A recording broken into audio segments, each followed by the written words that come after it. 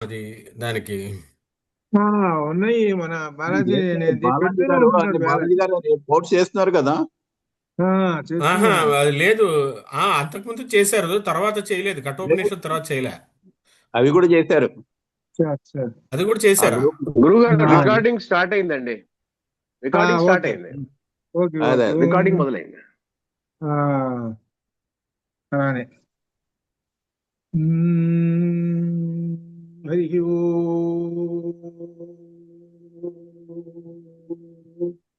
గురు బ్రహ్మ గురు విష్ణు గురు దేవో మహేశ్వర గురు సాక్షాత్ పరం బ్రహ్మ తస్మై శ్రీ గురవే నమ. జ్ఞానానందమయం దేవం నిర్మల స్ఫటికాకృతిం ఆధారం సర్వ విద్యానాం హయగ్రీవముపాస్మహే. హయగ్రీవముపాస్మహే. ఆపదామపహర్తారం దాతారం సర్వసంపదాం లోకాభిరామం శ్రీరామం భూయో భూయో నమామ్యహం. ఎత్ర ఎత్ర రఘునాథ కీర్తనం తత్ర తత్ర కృతమస్తకాంజలిం బాష్పవారి పరిపూర్ణలోచనం మారుతిం నమత రాక్షసాంతకం మనోజవం మారుతతుల్యవేగం జితేంద్రియం బుద్ధిమతాం వరిష్టం వాతాత్మజం వానరయూధముఖ్యం శ్రీరామదూతం శిరసా నమామి.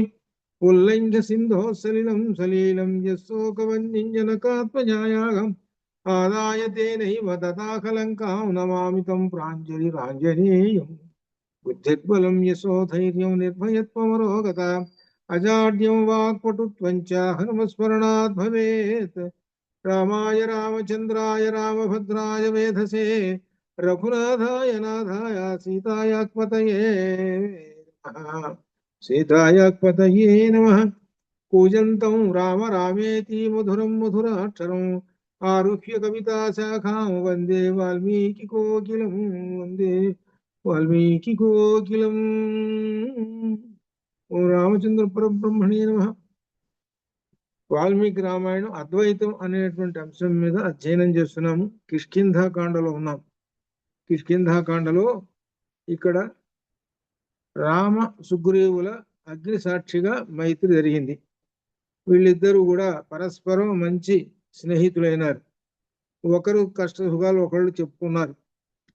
ఇక్కడ ఏమి కావాల్సిన సుగ్రీవుడి కంటే తన శత్రువు అయినటువంటి వాలి తన అన్న అయినటువంటి వాలిని సంహరించాలి.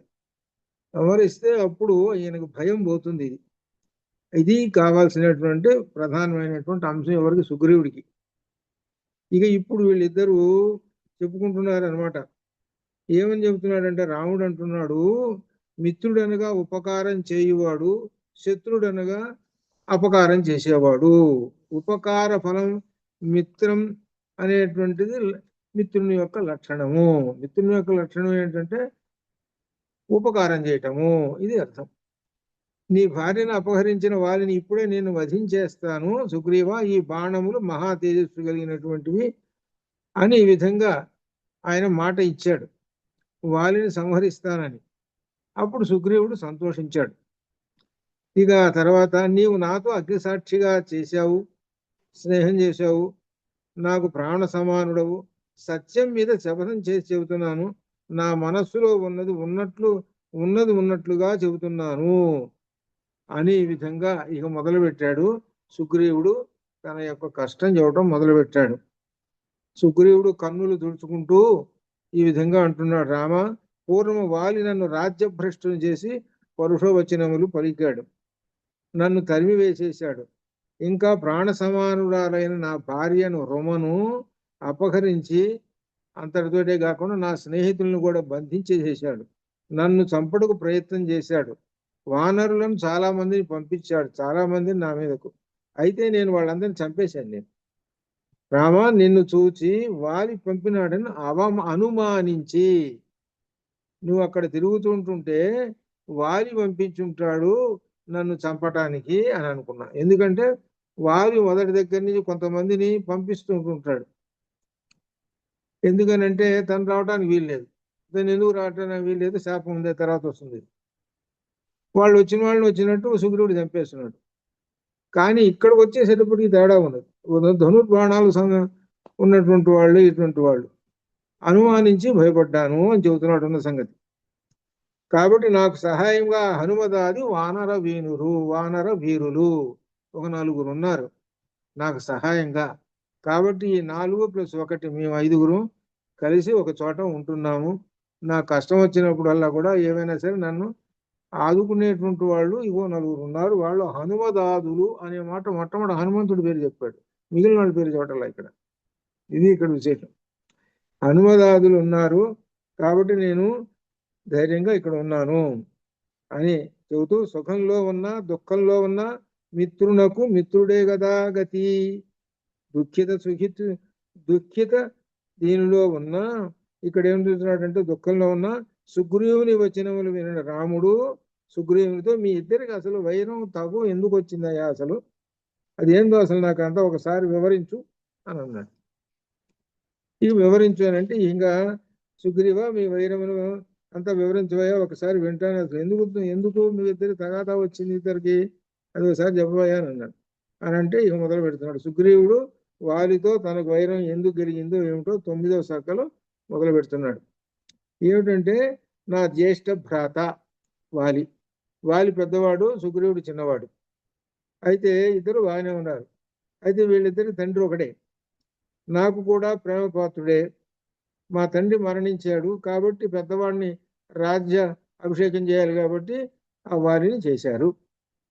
వాలిని గౌరవించి కిష్కింధాపతికి ఈ వానర సామ్రాజ్యానికి రాజుని చేశారు. నేను ఆయన దగ్గర సేవకుని వలె పనిచేస్తూనే ఉన్నాను అని చెప్పి ఇక అసలు విషయంలోకి వస్తున్నాడు. మయుడు అనేటువంటి వాడు ఉన్నాడు ఒక ఆయన, ఒక దేవతల్లో ఆయన ఒక రాక్షసుడు. రాక్షసుల్లో దేవతలు ఒక భాగం ఉన్నట్టు వీళ్ళు. ఆ మయుడికి దుందుభి మాయావి అనేటువంటి వాళ్ళు ఉన్నారు. వాళ్ళు ఒక స్త్రీ మూలకంగా ఈయనకి ఏర్పడ్డారు, జన్మించారు. 2 కుమారులు. ఎవరు అంటే వీళ్ళు దుందుభి అనేటువంటి వాడు ఒకడు, మాయావి అనేటువంటి వాళ్ళు వీళ్ళిద్దరు మహారాక్షసులు. ఇది జరిగింది ఏమిటంటే ఇది చెబుతున్నాడు. మాయావి ఒకనాటి రాత్రి కిష్కింధా ద్వారం వద్దకు వచ్చి మిక్కిలి కోపంతో వాలిని యుద్ధానికి పిలిచాడు. నిద్రిస్తున్న వాలి మాయావి మాటలు సహించలేక ద్వారం నుండి వచ్చాడు. మహాబలుడైన వాలిని అతని అంతా చూసేశాడు. ఈ రాత్రిపూట వచ్చేసాడు వీడు. రాత్రిపూట అప్పుడు వాలి స్త్రీల ముందు ఉన్నాడు, స్త్రీల దగ్గర ఉంటే ఇప్పుడు అయినా కానీ వచ్చాడు వీడు బయటికి. అప్పుడు అంటాడు, దుందుభి అంటాడు, నువ్వు స్త్రీలతోటి అనుభవిస్తూ కూర్చున్నావు కదా, ఒకసారి అనుభవించుకుంటా, ఏం పర్వాలేదు, నీ సంగతి నేను తేలుస్తాను అని ఈ విధంగా వాడు ఇష్టం వచ్చినట్టు మాట్లాడాడు దుందుభి. ఇప్పుడే చేస్తాంట నీ సంగతి అని అనుకుంటే ఇద్దరు పరస్పరం రెడీ అయినారు, తన్నుకోవడానికి రెడీ అయినారు. ఇక తర్వాత ఇక దుందుభి వెంట వాలి పడ్డాడు. వాలితోటి పాటుగా సుగ్రీవుడు అన్న వెంట సుగ్రీవుడు కూడా పరిగెత్తాడు. వాలి ఎక్కడికన్నా పోతుంటుంటే సుగ్రీవుడు కూడా పరిగెత్తుంటాడు, అన్నదమ్ములు ఇద్దరు. ఆ వాలితోటి పాటు తాను కూడా బయలుదేరాడు, పరిగెత్తాడు. మాయావి భయపడి పరిగెత్తి ఒక భూగృహంలో ప్రవేశించాడు. ఇది కొండ గుహ కాదు, భూగృహం అంటే బంకర్లను అంటామే మనం, అట్లా అనమాట. లోపల ఎంతో దూరం ఉంది, అది మైలుందో 2 మైళ్ళు ఉందో అట్లా అనమాట. అంటే వాడికి ఆ రాక్షసుడికి తెలుసు, వాళ్ళందరికీ ఎక్కడ దాక్కోవటమో ఏమిటో సంగతి. ఆ భూగృహంలో వాడి జనాభా అంతా ఉన్నారు దానిలో, లోపల భూగృహం. ఆ భూగృహంలో వాడి జనాభా ఉన్నారు, వాడు రాక్షసులు కానీ వాళ్ళు కానీ మొత్తం ఉన్నారు. ఎందుకు వాడు భయపడి పరిగెత్తాడు వాడి ఇంటికి. వాడి ఇల్లు ఎక్కడుంది, లోపల గుహలో ఉంది. అది వాడు వెంటబడ్డాడు. ఎవరు? వాలి వెంటబడ్డాడు. వాలి వెంటబడి సరే ఈ విధంగా లోపలికి పోయినారు. సంవత్సరం అయింది. సంవత్సరం అయినా కానీ వాలి బయటికి రాలేదు. చివరికి ఏమని వచ్చిందని అంటే పెద్దగా ఒక అరుపులు వినపడ్డాయి. ఆ తర్వాత ఏమో నురుగులు వెక్కటం, రక్తం రావటం అంతా వస్తున్నది ఆ రంధ్రం నుంచి, ఏది ఆ భూగృహ నుంచి. అప్పుడు సుగ్రీవుడు బయట ఉన్నాడు కదా, సుగ్రీవుడు ఏమనుకున్నాడంటే మా అన్న మాటలు అసలు రావటం లేదు, వీడు రాక్షసుడి మాటలు వస్తున్నాయి, మా అన్న చచ్చి ఉంటాడు అందుకని పలకలేకుండా ఉన్నాడు, కాబట్టి వీడు బతికున్నాడు, వీడు బయటకు వస్తే నన్ను కూడా దంతాడు, వీడు చంపేస్తాడు అని ఏం చేశాడు సుగ్రీవుడు, ఓ పెద్ద బండ తీసుకొచ్చి ఆ భూగృహం ఉంది కదా దానికి అడ్డం పెట్టేశాడు. అడ్డం పెట్టేసేసి ఇంటికి వచ్చేసాడు. ఇంటికి వచ్చి వెళ్ళకుండా కూర్చున్నాడు. ఏం చెప్పాల ఇట్లా జరిగింది అని. మంత్రులు ఉన్నారు కదా, మంత్రులకు ఏం చెప్పాల, చెప్పకుండా కూర్చున్నారు. ఆ తర్వాత మంత్రులు అడిగారు, ఏమై మీరిద్దరు వెళ్ళారు కదా, నువ్వు ఒక్కడో వచ్చేసేసావు, ఏమిటి మరి ఏం జరిగింది ఏమిటనంటే అప్పుడు చెప్పాడు. సరే ఇప్పుడు వాళ్ళు చనిపోయినాడని అనుకోవాల్సి వస్తున్నది, కాబట్టి ఈ వానర సామ్రాజ్యాన్ని నేను రాజుని చేస్తున్నామని ఆ మంత్రులు వానర సామ్రాజ్యానికి రాజుని చేసేసారు. ఇప్పుడు సుగ్రీవుడు రాజు. ఇప్పుడు సరే అయిపోయింది. అక్కడ సంవత్సరం పాటు ఆ యుద్ధం చేశారు. ఆ యుద్ధంలో చివరికి ఆ వీడిని చంపేసేసాడు వాలి. వాలి చంపేసేసి వచ్చాడు బయటికి. ద్వారం దగ్గరకు వచ్చేటప్పటికి ద్వారం బండతోటి అది కాస్త క్లోజ్ చేసింది, మూసివేసేసింది. దాన్ని మొత్తం మీద బలవంతాన తన్ని బట్టక నెట్టేసేసి బయటకు వచ్చేసాడు. వాలి మొత్తం మీద బయటకు వచ్చేసాడు. వాలి బయటకు వచ్చేసేసి ఏమిటి వీడు సుగ్రీవుడు ఎక్కడున్నాడు, సుగ్రీవ అంటే అక్కడ వెలకటం లేదు, వీడు లేడు అక్కడ సుగ్రీవుడు. పరిగెత్తుకుంటూ వచ్చేసేసాడు ఆ వాలి. వచ్చేసి చూసేటప్పటికి ఈ సుగ్రీవుడు సింహాసనం మీద కూర్చున్నాడు. వెంటనే అర్థం చేసుకున్నాడు. సుగ్రీవుడు వెంటనే ఎప్పుడైతే వాలిని చూశాడో సింహాసనం మీద నుంచి బరబరా తిరిగి వచ్చి కిందకు వచ్చి ఆ కిరీటంతో ఉన్నటువంటి ఆ శిరస్సుతోటి ఆయన పాదాలకు నమస్కారం చేశాడు. చేసి చెప్పాడు, అన్నా నేను ఇలా జరిగింది, నువ్వు పోయినాడని వీళ్ళందరూ అనుకున్నారు, రాజ్యానికి రాజు లేకపోతే అంత ఇదైపోతుంది, అందువలన నన్ను రాజుని చేశారు, అంతేగాని దీంట్లో నాకు దోషం లేదు, ఏమి లేదు, ఈ విధంగా అని కాళ్ళ వేళ వేరం పట్టాడు. అయితే వాలి ఏం చేశాడు, నిర్దయ. వాలి ఏం చేశాడు, చేయి నీ మొహం చూడకూడదురా నువ్వు అని వాడిని ఇష్టం వచ్చినట్టు తిట్టేశాడు. నిందావాక్యాలు వెలికేశాడు.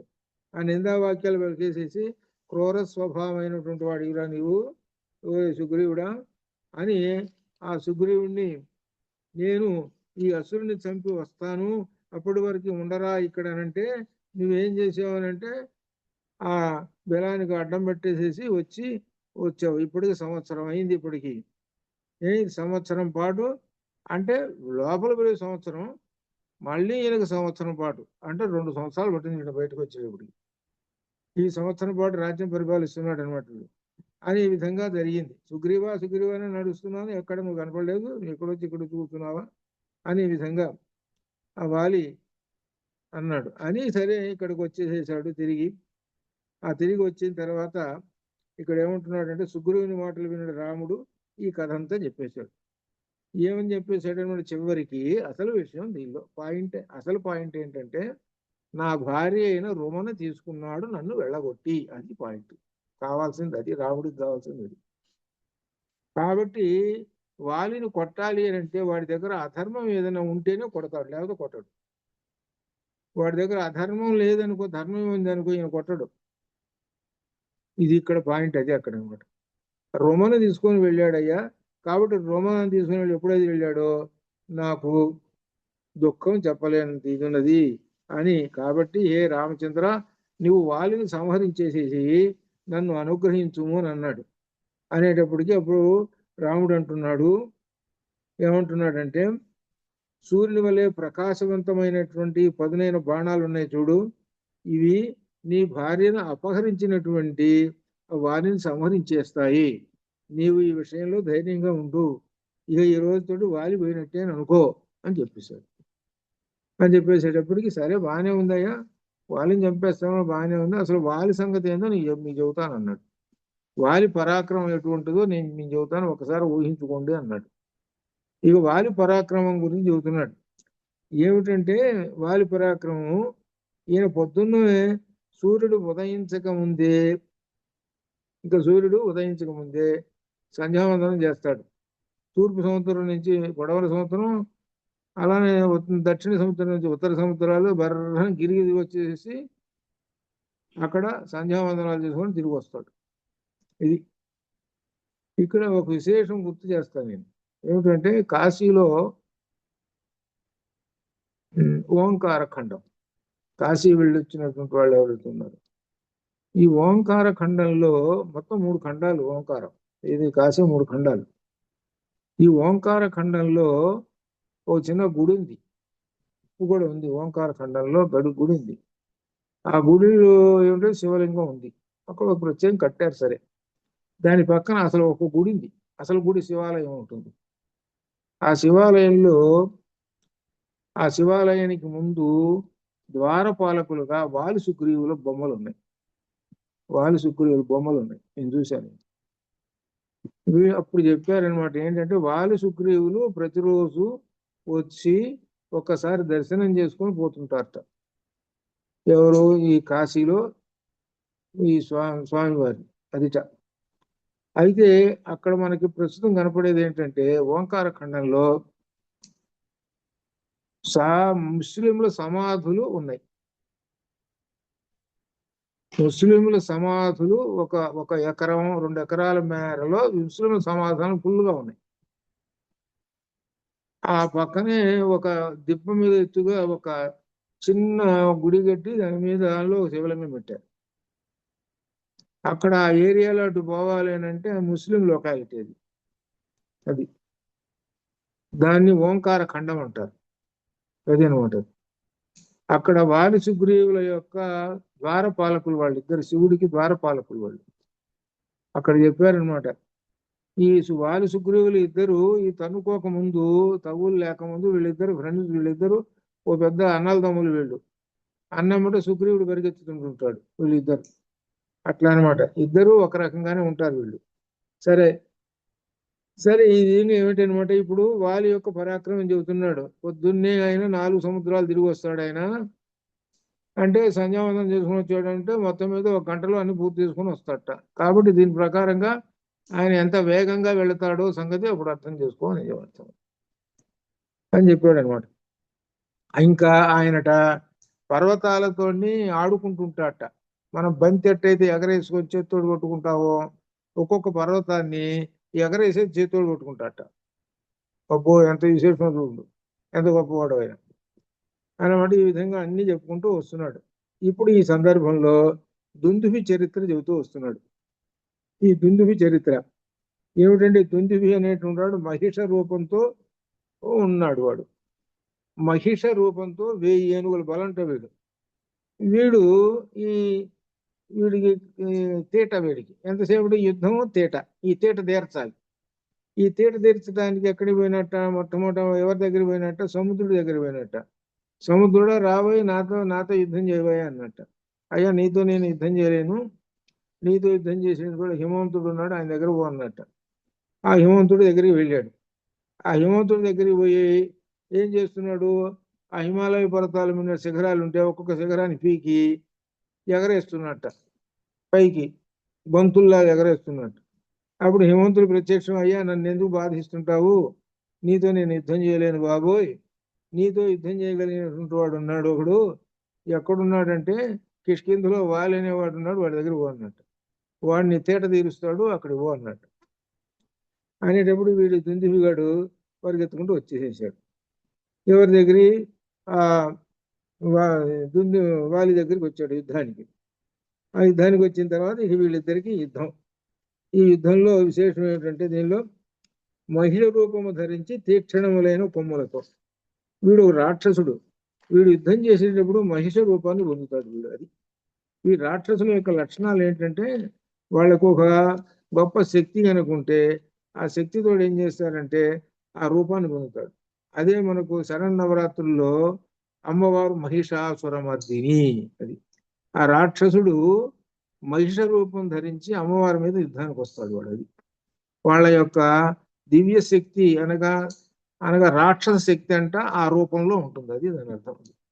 అట్లనే ఆ రూపంలో ఆ దుందుభి అనేటువంటి వాడు ఒక మహిష రూపంలో ఉన్నాడు. ఆ రూపంతో వచ్చి యుద్ధానికి వచ్చేసేసాడు. యుద్ధానికి వచ్చేసేసి ఆ కిష్కింధ ముందు నిలబడ్డాడు. ఆ తలుపు దగ్గర ఉండి, ఒక పెద్ద ద్వారం కదా, తలుపులు పెద్ద పెద్దగా అరుస్తున్నాడు, రావా యుద్ధానికి అని అంటున్నాడు. ఆ యుద్ధానికి అనేటప్పటికి ఈయన పరిగెత్తుకుంటూ వచ్చాడు. ఈయన పరిగెత్తుకుంటూ అప్పుడు వాలి భార్య అయిన తార, మిగిలిన భార్యలు వీళ్ళందరూ కూడా ఉన్నారు. అయినా అప్పటికి వాలి మద్యం మత్తులో ఉన్నాడు. అయినా కానీ నేను యుద్ధానికి సిద్ధమే అని అన్నాడు. సరే యుద్ధానికి రెడీ అయినారు. ఇంకా దాంతో యుద్ధం మొదలైంది. వెంటనే ఏం చేశాడు? ఆ వాలి దుందుభి యొక్క వీడి యొక్క మహిషం యొక్క కొమ్ములు పట్టి నేలకేసి కొట్టి చంపేసేసాడు. ఆ ఆ సందర్భంలో ఆ దుందివి చెవుల నుండి రక్తం ఓహో కారిపోతున్నది రక్తం. కుడిగళ్ళతోడు గుద్దేసేసాడు. మొత్తం మీద దుందుభి చచ్చాడు. ఈ సందర్భంలో ఒక విశేషం చెప్పాడు. వాలిట వీడితో యుద్ధం చేసేటప్పుడు ముందుగా తండ్రి ఇచ్చినటువంటి, అంటే తండ్రి ఎవరు? ఇంద్రుడు. ఇంద్రుడు ఇచ్చినటువంటి కాంచనమాలను మెళ్ళో వేసుకొని వచ్చాడు. అది కాంచనమాలను మెళ్ళో వేసుకుంటూ వస్తే యుద్ధానికి వాడు ఎదుటివాడి యుద్ధము సగం పడిపోతుంది. అంటే ఎదుటివాడి యుద్ధం 1/2 ఉంటే ఈయన ఈయన యొక్క శక్తి 1 ఉంటుంది. అంటే వాడికి ₹1/2 అంటే ఈయనకు 1 ఉంటుంది. అంటే వాడి యొక్క శక్తి హాఫ్ చీలిపోతుంది, పోతుంట, నశిస్తుంట అదిట. అందువలన ఈయనకు విజయం వస్తుంది అనమాట. అందుకని ఈయన ఎప్పుడు ఆ కాంచనమాల వేసుకుని పరిగెత్తుంటాడు యుద్ధాలకి. అందువలన అదొక ఈయనకు విజయం అనమాట రావటానికి. సరే, చంపేసేసాడు. ఆ దుందుభి అనేటువంటి వాడిని చంపేసేసాడు. ఆ దుందుభి రక్తం కారుతూ ఉన్నది. ఈయన ఏం చేశాడంటే ఇక్కడ వాళ్ళు చేసినటువంటి పని, పిచ్చి పని, ఆ శరీరాన్ని గిరగిరా తిప్పి విసురు ఉచ్చుకొని అవతల పారేశాడు. అవతల పారేస్తే అది ఎక్కడ పోయి పడ్డది? మతంగాశ్రమంలో పోయి పడదు. ఇది వచ్చింది. మతంగాశ్రమంలో పడేటప్పుడు మతంగాశ్రమం అంతా నెత్తురుతోటి వెళ్తుంది. మతంగ మహర్షి అన్నాడు, ఎవడు ఇక్కడ పడేశాడు, అపవిత్రం చేశాడు వీడు, ఎవడైతే ఇక్కడ విసిరేసి పడేశాడో వాడి తలకాయ పగులుతుంది. ఇక వాడికి ఇక్కడికి వస్తే 8 మైళ్ళ దాకా వాడు గాని వాడి సైన్యం గాని ఎవడన్నా వచ్చాడో చస్తారు, శాపం పెట్టాడు. అనేటప్పటికి ఆ వాలి మనుషులు ఉన్నారుగా, సైన్యం అదంతా మతంగాశ్రమం, అడవుల్లో, ఆ కొండలు, ఆ ప్రాంతాలు తిరుగుతున్నారు కదా. వెంటనే వాళ్ళకి తెలిసిపోయింది. అయ్యో చస్తాం రాని అనుకుని వాళ్ళందరూ పరిగెత్తుకుంటూ పోయి కిష్కిందలో కూర్చున్నారు వాళ్ళు. ఈ వాలికి తెలిసింది ఈ శాపం పట్టారు అని. ఇక అప్పుడు వాలి ఏం చేశాడు? వచ్చి కాళ్ళ మీద పడ్డాడు. వచ్చి కాళ్ళ మీద మతంగ మహర్షి కాళ్ళ మీద పడ్డాడు. కాళ్ళ మీద పడితే మతంగ మహర్షి ఏమీ కనికరించాల. ఎప్పుడైతే కాళ్ళ మీద పడి కనికరించలేదో నెమ్మదిగా శాప ప్రభావం ఉండదు, తలకాయ పగులుకుని చస్తాడు కదా. ఇంకా కొద్దిసేపు ఉంటే తలకాయ పగిలి చస్తాడు. నెమ్మది శాప ప్రభావం రాబోతున్నది. వెంటనే గ్రహించి ఆ వాలి వర్రను పరిగెత్తుకుంటూ తన కిష్కిందలోకి వెళ్ళిపోయినాడు. అది మొదలుగా చేసుకొని 8 మైళ్ళ దూరం వరకు ఉన్నటువంటి ఏరియా మొత్తం ఎక్కడ కూడా తను కానీ తనకు సంబంధించిన వాళ్ళు కానీ, ముఖ్యం తనకు సంబంధించిన వాళ్ళు వచ్చినా సుగ్రీవుడు ఒప్పుకోడు. సుగ్రీవుడు తని పంపిస్తాడు, కానీ ఎవరు రావట్లేదు. తాను మాత్రం వచ్చాడు ఆ ఏరియాకి. ఆ ఏరియాలోనే ఉన్నది ఏది? ఋషిముఖ పర్వతము. ఇది కాబట్టి ఆ ఋషిముఖ పర్వతం మీద కూర్చున్నారు వీళ్ళు. ఎవరు? ఈ 5గురు కూర్చున్నారు. ఇదే మనకి ఒకళ్ళకి శాపం అయితే ఇంకొక వాళ్ళకి వరం అవుతుంది. సరే, అయితే ఇక్కడ జరిగింది ఏమిటంటే, సరే వాడిని రాక్షసుని చంపేసేసాడుగా, బెల్లంలో దూరినటువంటి వాడిని తీసుకొచ్చి వచ్చిన తర్వాత ఈ సుగ్రీవుడు వెంట పడ్డాడు. సుగ్రీవుడు వెంట పడితే సుగ్రీవుడేమో ముందు పరిగెత్తడం, వాడు ఆయన బట్టి వీడిని పరిగెత్తడం. ఇట్లా ఈ విధంగా భూమండలం అంతా తిరిగాడు. ఎవరు? సుగ్రీవుడు. తర్వాత వస్తుంది, మధ్యలో వస్తుంది. సుగ్రీవుడు మొత్తం భూమండలం అంతా తిరిగి భూమి యొక్క అంచు చివరి వరకు వెళ్ళాడు. అవన్నీ ఏ దిక్కున ఏమేమి ఉన్నాయో దానిలో ఒక చోట శ్రీచక్రం భూమిలో ఉంది అని చెప్తాడు. ఇది సుగ్రీవుడు చెబుతాడు అనమాట. అది మొత్తం తర్వాత వస్తుంది మనకి. అంటే పెద్ద జాగ్రఫీ, వీడికి తెలిసినంత జాగ్రఫీ ఎవడికి తెలియదు. సుగ్రీవుడు తెలిసినంత జాగ్రఫీ. వాడు వెంటబడుతుంటాడు. ఈయన పోయి ఎక్కడో కొండల్లో ఎక్కడో దూరుతుంటాడు. మళ్ళీ వెంటబడగా మళ్ళీ పరిగెత్తుంటాడు. వీడియో ముందు పరిగెత్తుంటాడు, వాడు వెంట పరిగెత్తుంటాడు. ఇది ఇట్లా ఈ విధంగా అనమాట.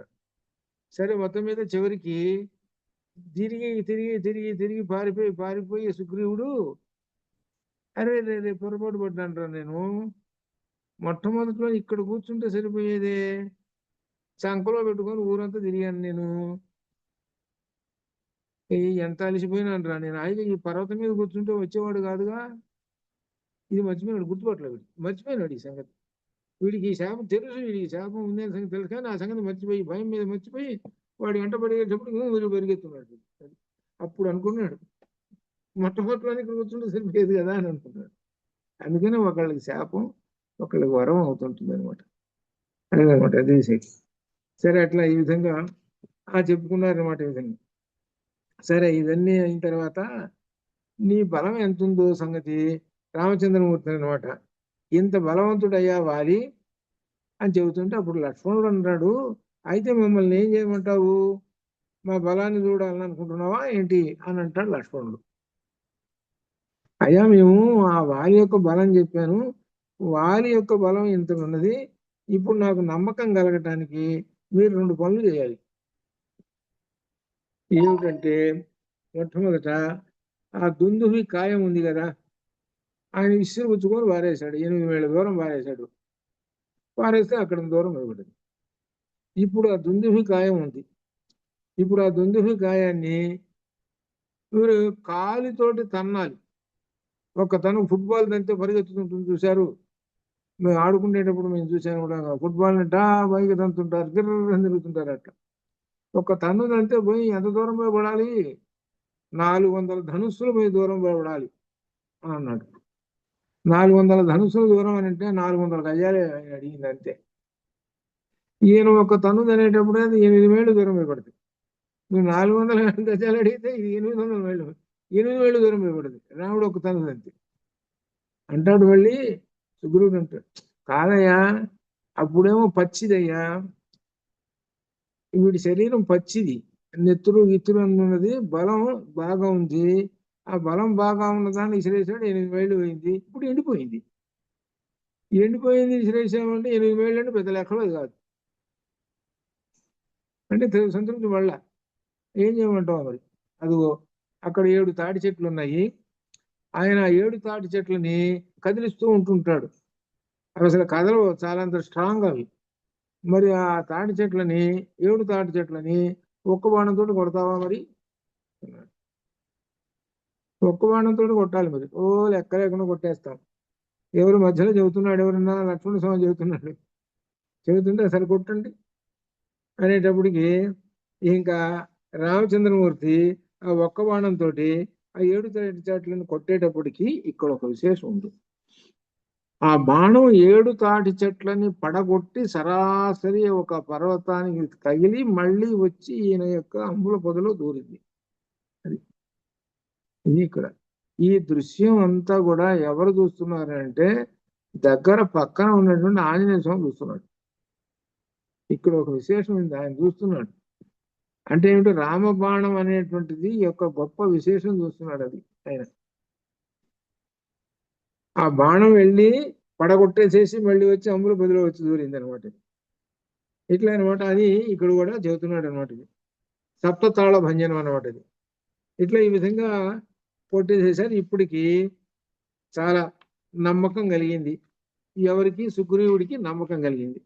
కాబట్టి వాలిని కొట్టేస్తాడు, కాబట్టి ధైర్యంగా ఉండవచ్చు అని అనుకొని ఇంక ఇద్దరు ఇప్పుడు ఆ సందర్భంలో అంటాడు వాలి, రామచంద్రమూర్తి అంటాడు, చూసావు కదా నా పరాక్రమం అని చెప్పి ఆలింగనం చేసుకున్న తర్వాత, ఏ సుగ్రీవా ఇక పద కిష్కింధకి అంటున్నాడు రాముడు. కిష్కింధకి వెళదాం పద, ముందు నువ్వు నడు, మరి దారి చూపించాలి కదా, ఎక్కడున్నాడు వాడు వాలి, ఇదంతా ఇది నీ సోదరుడు రాముడు వాలి, వెళ్ళి అక్కడ పోయి వాడిని యుద్ధాన్ని ఆహ్వానించు, నేను తర్వాత చూసుకుంటా వాడి సంగతి అన్నాడు. ఇంక వీళ్ళిద్దరు ఎక్కడున్నారు, రాముడు, ఆంజనేయ స్వామి, లక్ష్మణ స్వామి ఒక ఉన్నారుగా, వీళ్ళు ఒక 5గురు, వీళ్ళు ఒక 2, 7గురు ఉన్నారు మొత్తం. 5గురు కాదు, ఒకటేమో అక్కడ ఉన్నారు కదా, 4, 2, 6. ఒకటి సుగ్రీవుడేమో యుద్ధానికి పోయినాడు,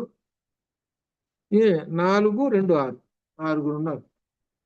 ఈ 6గురు ఎక్కడున్నారు వీళ్ళు, రామచంద్రమూర్తి ఏమో సుగ్రీవుడితో నువ్వు పోయి వాళ్ళని విలువ యుద్ధం చేస్తున్నాను అని చెప్పాడు. వీళ్ళు ఎక్కడ కూర్చున్నారు అని అంటే ఇక్కడ చెబుతున్నారు, దట్టమైన వనములో వృక్షముల వెనక దాగి ఉన్నారు.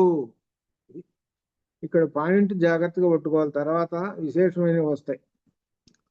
ఈ 6గురు అక్కడ చెట్టు కింద కూర్చున్నారు. సరే సుగ్రీవుడు ఇంకా వస్త్రం బెగగట్టేసేసి ఇంకా మహాధ్వని చేస్తూ వాలిని పిలిచాడా, రావయ్య అని అన్నాడు. యుద్ధం జరుగుతున్నది. ఆ యుద్ధంలో ఆ వాలి కోటేశాడు దెమ్మ తిరిగేటట్టు, సుగ్రీవుని కొట్టాడు. అన్యోన్యం పరస్పరం ఇద్దరు పిడుగు తిరుగుతూ ఉన్నారు. ఓ బ్రహ్మాండంగా ఇదంతా జరిగింది. ఇక వాలి చేతిలో సుగ్రీవుడు పరాజయం పొందాడు. అటు ఇటు దిక్కులు చూస్తాడు, ఇంకేముంది, రామచంద్రమూర్తి కనపట్టల్లా. ఏం చెప్పాడు, పెట్టుకోవా తగ్గు పెట్టుకో, నేను ఉన్నాను చంపుతానులే అని అన్నాడు. అటు ఇటు చూసాడు, ఏం కనపట్టలేదు. ఊరు నేను అసలు ఇక నేను చస్తాను రా బాబు నన్ను వీడి చేతిలోనని ఏం చేశాడనమాట, రాముడు కనపడిపోయేటప్పటికి ఇక పరుగులు పెట్టాడు. ఎక్కడికి, ఋషిముఖ పర్వతాన్ని పరిగెత్తేశాడు. ఎందుకంటే ఋషిముఖ పర్వతం మీదకి రాడుగా వాలి, అందుకని అటు పరిగెత్తేశాడు. ఆ పరిగెత్తేసేటప్పటికి అప్పటికి సుగ్రీవుడి శరీరము వాలి దెబ్బల చేత శిథిలమైపోయింది. బాగా నెత్తురు గారుతున్నది. తర్వాత బాగా పిడుగుతులు ఉద్దాడు వాడు. ఇక శరీరం రక్తంతో ఉన్నది. ఇక పారిపోతున్న సుగ్రీవుని చూసి వాలి అంటున్నాడు, ఒరే ఈ రోజు నేను విడిచిపెట్టాను రా, ఇక వచ్చావా చంపేస్తానన్నాడు.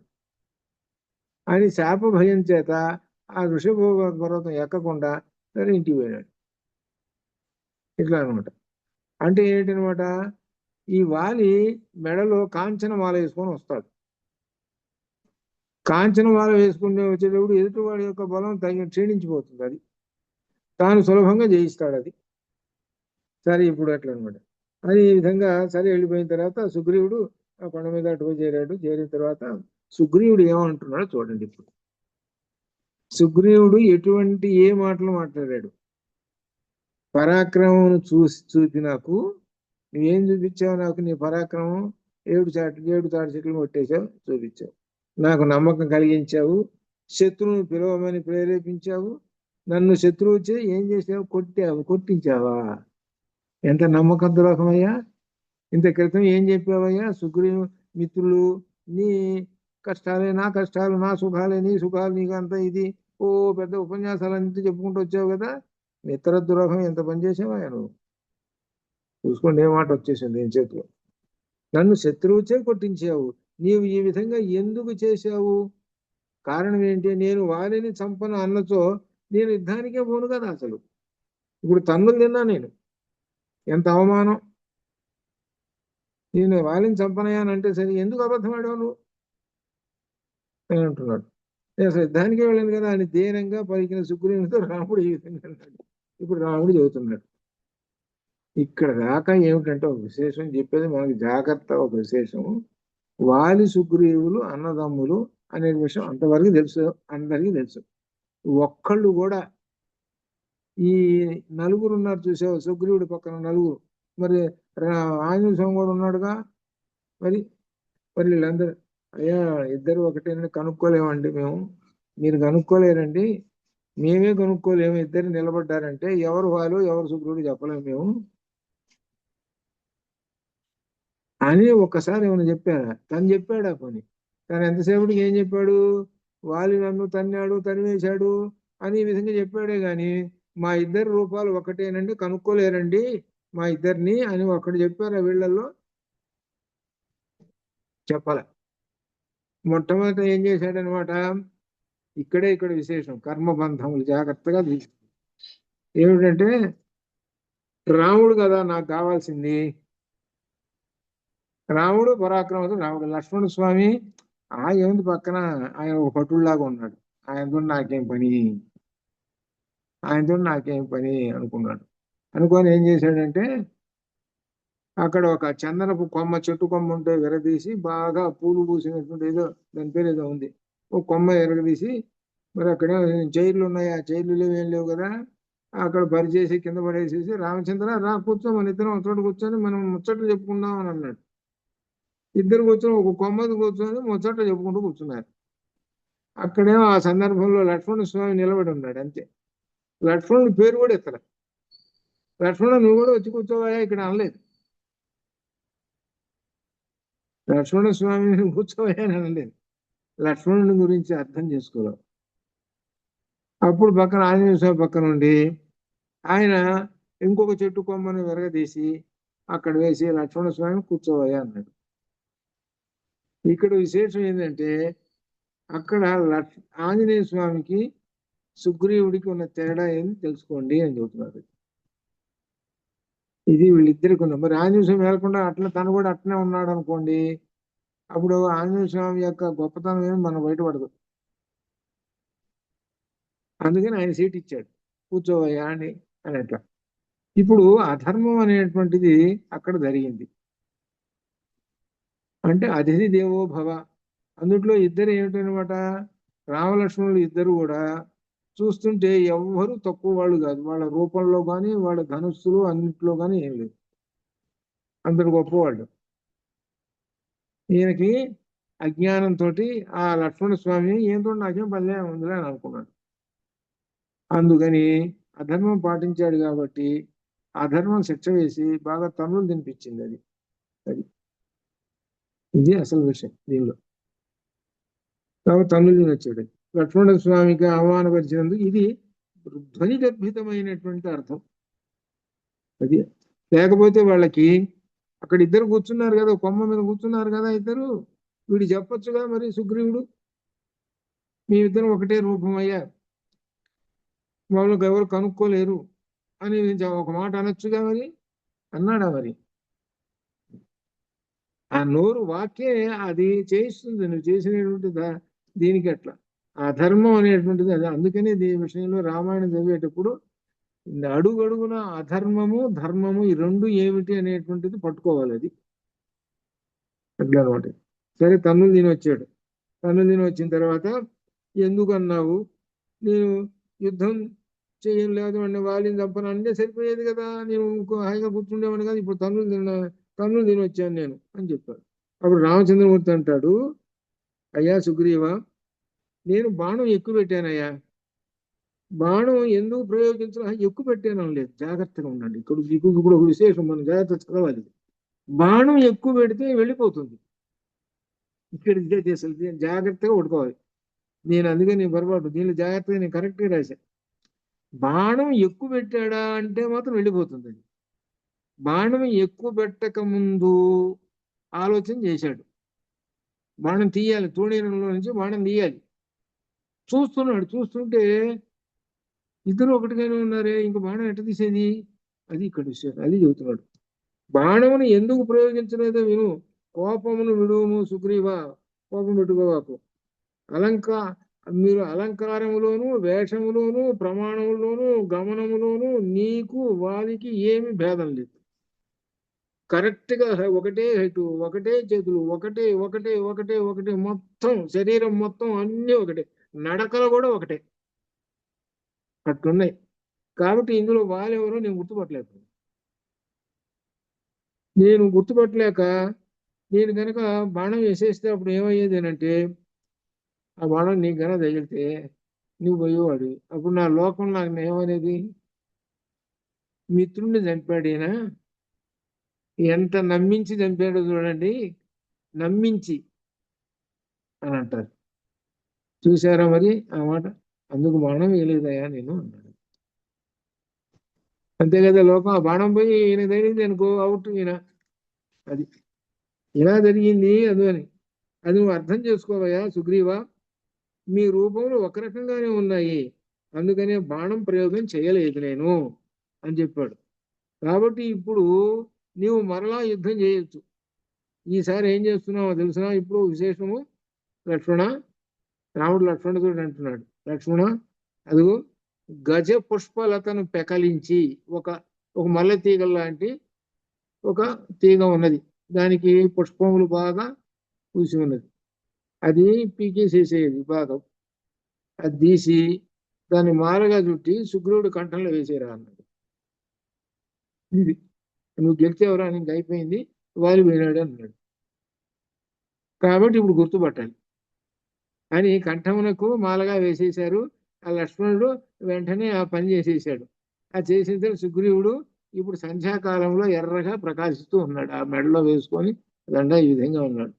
రాముని మాటపై విశ్వాసం కలవాడి తిరిగి కిష్కింధకు వెళ్ళాడు. ఇప్పుడు అర్థం చేసుకున్నాడు తాను కూడా, మేమిద్దరం ఒక రకంగానే ఉన్నాము, మరి రామచంద్రమూర్తికి అసలు చెప్పలేదు కదా మేము, కాబట్టి తప్పు మాదే అని అర్థం చేసుకున్నాడు. ఇప్పుడు యుద్ధానికి రామసుగ్రీవులు కిష్కింధకి ఇక బయలుదేరారు. ఇక ఎవరిని వాళ్ళని చంపడానికి పోయినాడు. ఆ పోయినప్పుడు సుగ్రీవ రామాదులు కిష్కింధకి వెళ్ళారు. ఆ కిష్కింధకి వెళ్ళే ఈ విధంగా ఆ దారి మధ్యలో చెట్లు ఈ విధంగా అదంతా ఉన్నాయి కదా, అవన్నీ దర్శనం చేసుకుంటూ వెళ్ళారనమాట. ఇది అక్కడ సప్త జనాశ్రయం అనేటువంటి ఉద్యానవనం ఉన్నది. అది కూడా అక్కడ ఒక దర్శనం చేసుకున్నాడు. అక్కడ ఒక విశేషం ఉన్నది ఏంటంటే, ఇక్కడ ఇందులో తీవ్ర నియమములు పాటించి 7 మునులు ఉన్నారు. అక్కడ సరస్సులో వారు తల కిందులుగా నీటిలో శయనింతురు.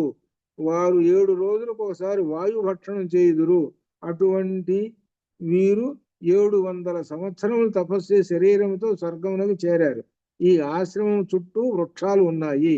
అటువంటి ఆశ్రమాన్ని చూశారు. ఆశ్రమము అనేటువంటిది ఒక చోట చూశారు.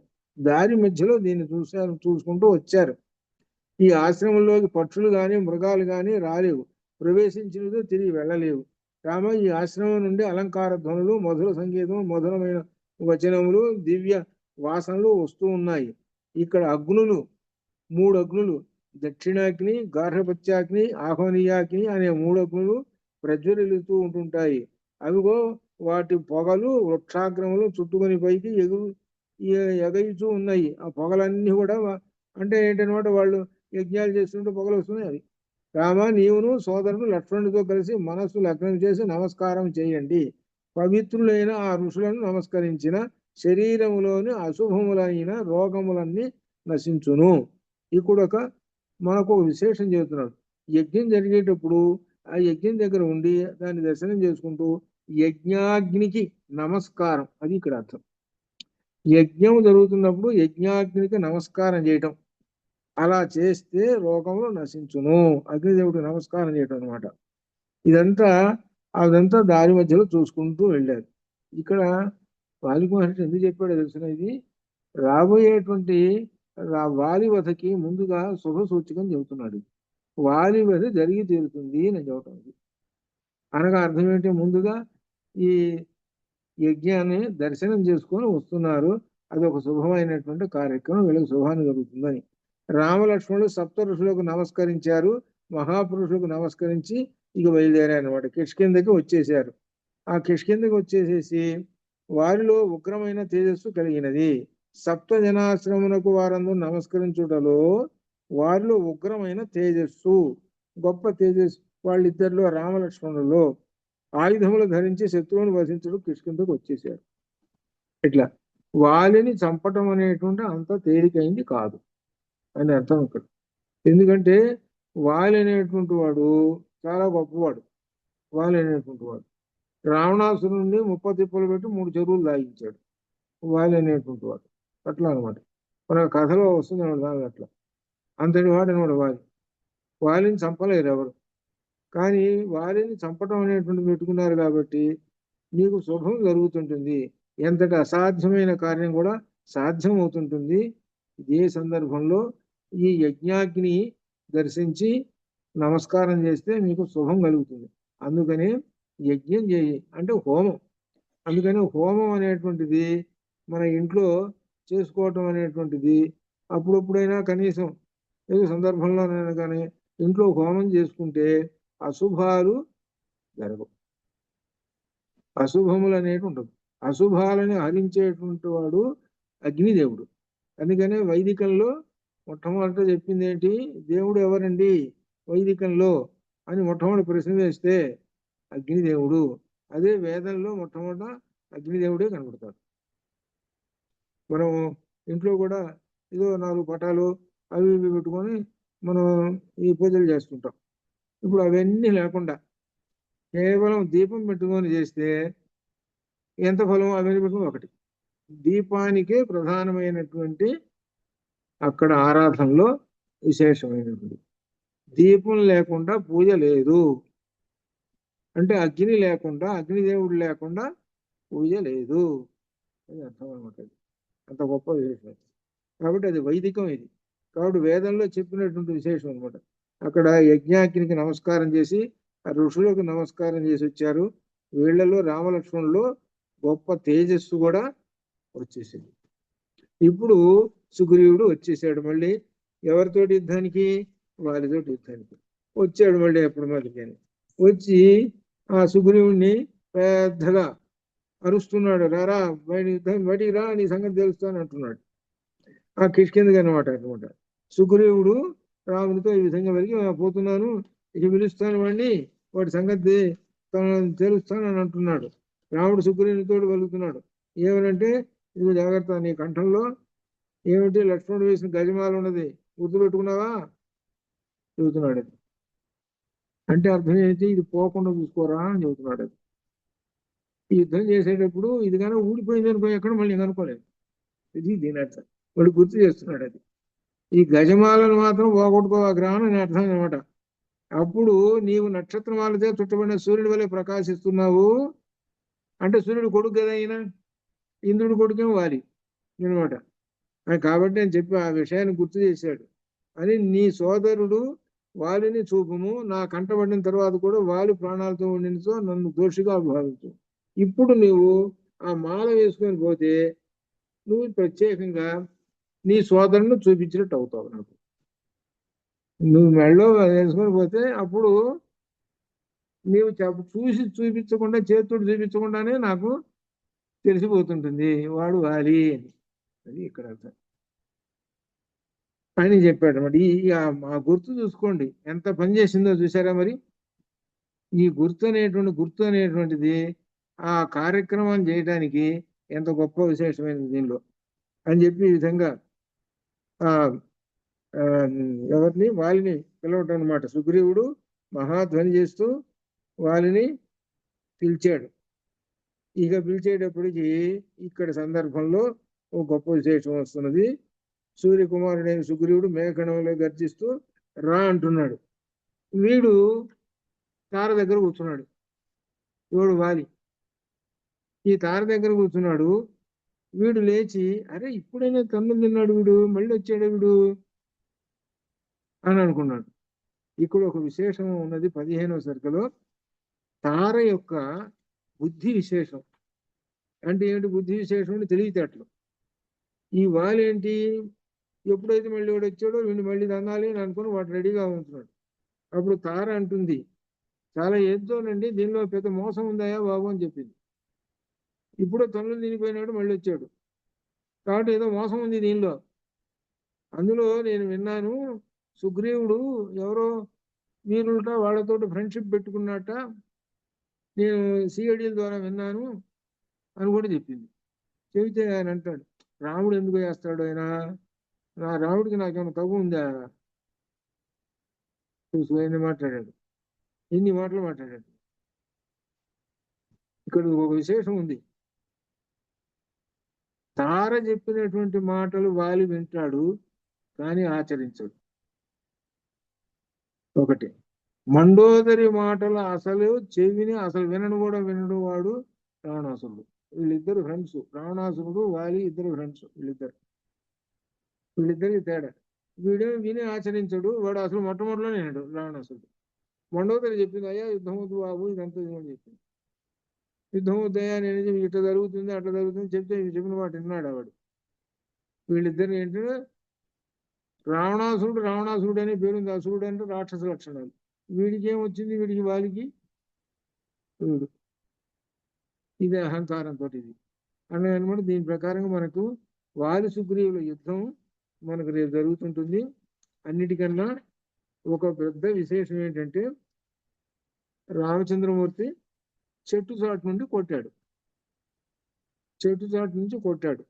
ఈ విధంగా మనకు పాటల్లోనూ జనాల్లోనూ సినిమాల్లోనూ ఈ విధంగా మనకి చూపిస్తుంటాడు, చెట్టు చాటు నుంచి కొట్టాడని. అయితే మీ దీనిలో క్లియర్గా చూస్తే చెట్టు చాటు నుంచి కొట్టాడా అని చూస్తే, జాగ్రత్తగా చదివితే చెట్టు చాటు నుంచి కొట్టలేదు. చెట్టు చాటు నుంచి కొట్టరా. చెట్టు చాటు నుంచి కొట్టడం అంటే చెట్టు వెనకమాలు ఉండి మనిషి కనపడకుండా, ఏ మనిషి అయితే కొట్టాలో ఆ మనిషి కనపడకుండా దొంగతనంగా ఉండి ఇసిరేయటం అనమాట. చెట్టు చాటు నుండి దొంగతనం ఒక రాయి ఇసిరేసాడు అనుకో, ఎవడు ఇసిరేసాడు అని అనుకుంటాడు కదా ఎవడైనా, అట్లా అనమాట. కానీ చెట్టు చాటు నుండి కొట్టలా, బయటకు వచ్చే కొట్టాడు. జాగ్రత్తగా ఇక్కడ అర్థం చేసుకోవాలి. ఈ విషయంలో రావులకొండ సుబ్బారావు గారు కూడా మంత్రంలో కూడా రాసిన విషయం అట్లా అనమాట. అంటే అర్థం ఏంటనమాట, ఇద్దరు బజార్లో అనుకుంటున్నారు అనుకోండి, మనం చూస్తుంటాం అప్పుడప్పుడు ఇద్దరు బజార్లో తనుకుంటుంటారు. తనుకుంటుంటే మనం ఎవరో ఒకరు ఇద్దరు ఎవరో మనమే ఉన్నాం అనుకోండి, చూస్తూ ఉంటాం, ఓ ఇద్దరు తనుకుంటున్నారని. ఆ తనుకునేటువంటి వాళ్ళు నన్ను ఎవడు చూస్తున్నాడు, నన్ను వాడు చూస్తున్నాడా లేదా, నేను బాగా తనుకుంటున్నానా లేదా, నేను వాడు బాగా తనుకున్నానా లేదా అని వాడు ఏమన్నా అనుకుంటున్నాడు వాడు. వీళ్ళిద్దరు ఏ గొడవలో ఉంటారు, తనుకోవడంలోనే ఉంటారు, సహజ లక్షణం. అంతేగాని వాడెవడో ఉన్నాడు, వాడు నా మీద ఒక రాయేస్తాడు కాబట్టి నేను ఓడిపోతాను అనుకుంటున్నాడా, ఏమో వాళ్ళ సంగతే పట్టించుకోరు, వీళ్ళు తనుకోవటమే మొదలు పెడతారు. అది అక్కడ జరిగింది. రాముడు బయటకు వచ్చే చెట్టు చాటు నుంచి బయటకు వచ్చే బాణం వేసేసాడు. అది తర్వాత మనకి దీనిలో వస్తుంటుంది. చూస్తాం అనమాట. రేపు ఏం వారం, రేపు గురువారం, శుక్రవారం. కాబట్టి శుక్రవారం దాకా మొత్తం మీద మనకి సుందరకాండ వచ్చేది మనకి పురేయడంగా ఇంకొక వచ్చే వారంతో అయిపోతుంది.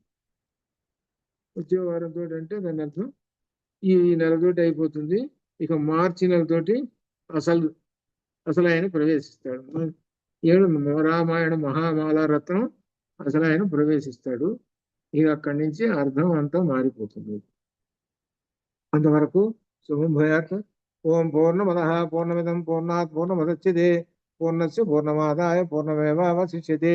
అసతో మా సద్గమయ తమసో మా జ్యోతిర్గమయ మృత్యోర్మా అమృతంగమయ. ఓం శాంతి శాంతి శాంతి. శుభం భూయాత్.